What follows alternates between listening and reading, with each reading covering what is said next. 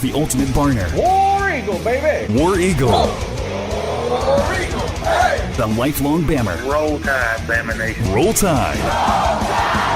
This is the Tigers and Tide podcast. All the latest news from Auburn, Alabama, and the SEC. Here are your hosts, Brett Mason and Jamie Thomas.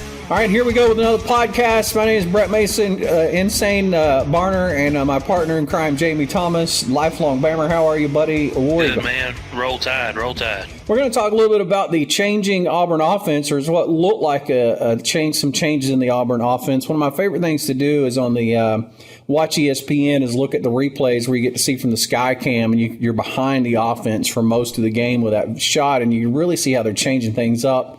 Combining that with some of the statistics, run, pass, and all that stuff, I tell you, Auburn really put a different team on the field for LSU than they really had this entire season. They did. I didn't get to see a lot of the game live. Unfortunately, I was still a little bit, in shock when that game came on. I did hear a bunch of yelling from the other room. I was, had some Auburn friends over that watched the Bama game and then watched the Auburn game. And then was able to go back and watch some of it the next day. And what I saw, that was just absolute amazement. If Auburn keeps it up, they're going to get back to the level they were at last year, and they're just going to be completely unstoppable. Well, it seems like they really committed to make passing a big part of the game. They're really committed to that. I know they talked about it all season. You never really saw it materialize, but they really tried really hard this game to make that happen. They also shifted some things around and brought Uzama back into the offense, which he was huge last year's game. Boy, he probably accounted for about 30% of all the touchdowns Auburn had last year. They can just use him in so many different ways, but they've been splitting a lot of his snaps with Brandon Fultz, who is a great player. But let me tell you, CJ Uzama, if you get the ball near him, he's probably going to grab it. He's probably going to run in the end zone with it. And they loaded up heavy on him in that game, which I was very happy to see. It opens up so many passing options for them. And they moved from in this game from we're going to run most of the time and try to pass to we're really just going to pass, even if it's just these short little screens, dump passes and things like that, something that can get Nick Marshall in the passing game. And they were pretty successful at it. Granted, LSU really sucked on defense. But, Auburn's passing game has not been its strength. So even though LSU was weak, I was real happy to see them move to more of a passing scheme because I think we're going to need that down the road big time. Absolutely. You're going to get into, to some teams like Mississippi State coming up and Ole Miss and, that are physical on the defensive line, and you're going to have to throw the football and kind of expose those defensive backs. It's LSU is down a little bit defensively this year, but that's not taking anything away from what Auburn did to them Saturday. That was just an absolute amazing, brilliant display of offensive play calling and execution, and Auburn fans should be real happy. They got a lot to look forward to. And let's not forget the defense that I've hated on Auburn for I've hated the defense on Auburn for at least 6 years in a row. They're kind of decent this year.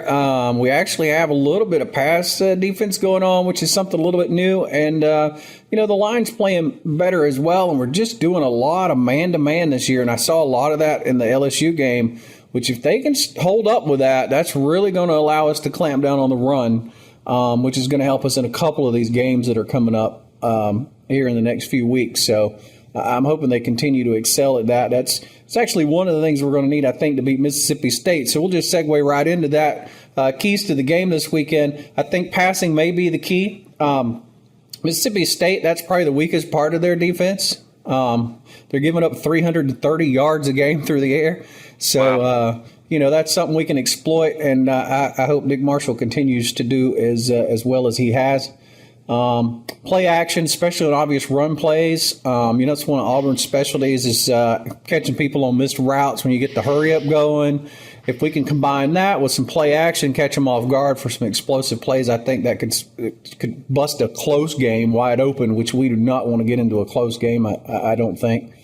And then, of course, we got Coates and out running deep routes. Boy, he was just brilliant in the LSU, just snatching balls down out of the air, and it was his ball, and you just get the hell out of the way.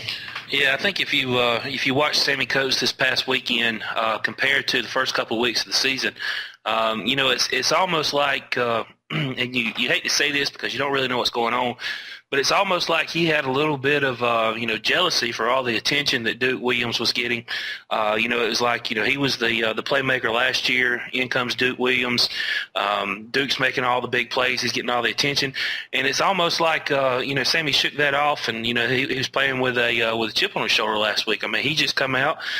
He made some great plays. He was just a different ball player than what we've seen the first few weeks of the season. I mean, that dude is just when he gets in his zone, man, he is just absolute beast mode. He's going to be, one of the best receivers we've ever seen in college football. And he's going to take that into the next level. He's going to be awesome on the NFL stage.